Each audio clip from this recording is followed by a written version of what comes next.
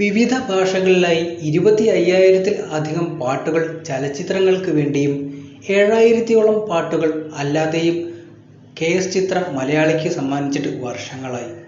മലയാളിയുടെ വാനമ്പാടിയായ കെ.എസ്. ചിത്രയുടെ പിറന്നാൾ കഴിഞ്ഞുപോയിട്ട് ദിവസങ്ങളേ ആയിട്ടുള്ളൂ. മികച്ച പിന്നണി ഗായികയ്ക്കുള്ള ദേശീയ പുരസ്കാരവും വിവിധ സംസ്ഥാന സർക്കാരുകളുടെ പുരസ്കാരവും പലതവണ നേടിയിട്ടുണ്ട് ഈ വാനമ്പാടി. ഏറ്റവും കൂടുതൽ പ്രാവശ്യം മികച്ച ഗായികയ്ക്കുള്ള ദേശീയ അവാർഡ് ലഭിച്ചതും ചിത്രയ്ക്കാണ്. 2005-ൽ പത്മശ്രീ പുരസ്കാരവും ചിത്രയ്ക്ക് സമ്മാനിക്കപ്പെട്ടിട്ടുണ്ട്. 2021-ൽ ചിത്രയ്ക്ക് പത്മഭൂഷൺ നൽകിയും രാജ്യം ആദരിച്ചിട്ടുണ്ട്. ഇത്രയേറെ വർഷങ്ങളായി ഇത്രയേറെ ഭാഷകളിൽ പാടിയ ചിത്രയുടെ ആസ്തിയെക്കുറിച്ച് ഇപ്പോൾ സോഷ്യൽ മീഡിയയിലും ചർച്ചകൾ കൊടുക്കുകയാണ്. കോടീശ്വരിയാണ് കെ.എസ്. ചിത്ര എന്നാണ് റിപ്പോർട്ടുകൾ.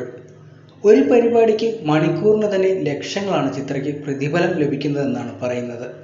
തമിഴ്, തെലുങ്ക് സിനിമകളിൽ ഒരു പാട്ടിന് 15 മുതൽ 25 ലക്ഷം രൂപ വരെയും കന്നഡ സിനിമയ്ക്ക് ഏകദേശം 8 മുതൽ 12 ലക്ഷം രൂപയുമാണ് ചിത്ര വാങ്ങുന്നതെന്നാണ് പറയുന്നത്.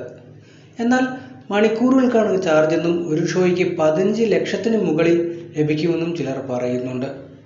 ചെന്നൈയിലും കേരളത്തിൻ്റെ വിവിധ ഭാഗങ്ങളിലായും ലക്ഷക്കണക്കിന് രൂപയുടെ സ്വത്തും ഫ്ലാറ്റുകളും ചിത്രയ്ക്ക് ഉണ്ടെന്നാണ് റിപ്പോർട്ടുകൾ പറയുന്നത്.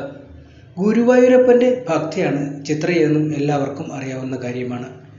ഗുരുവായൂരപ്പനെ കണ്ടു തൊഴാനായി എത്തുമ്പോൾ താമസിക്കാനായി ഗുരുവായൂരിലും വീടുണ്ട് എന്ന് ഇടയ്ക്ക് റിപ്പോർട്ടുകൾ പുറത്തു വന്നിരുന്നു. എന്നാൽ ഈ കാര്യങ്ങളിലൊന്നും സ്ഥിരീകരിച്ചിട്ടില്ല. എഞ്ചിനീയറായ വിജയശങ്കറാണ് ചിത്രയുടെ ഭർത്താവ്. 1987-ലായിരുന്നു ഇവരുടെ വിവാഹം.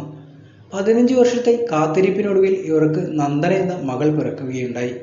എന്നാൽ 2011 ഏപ്രിൽ 17 നന്ദന മരിച്ചതോടെ ആകെ ദുഃഖത്തിലായിരുന്നു ചിത്ര.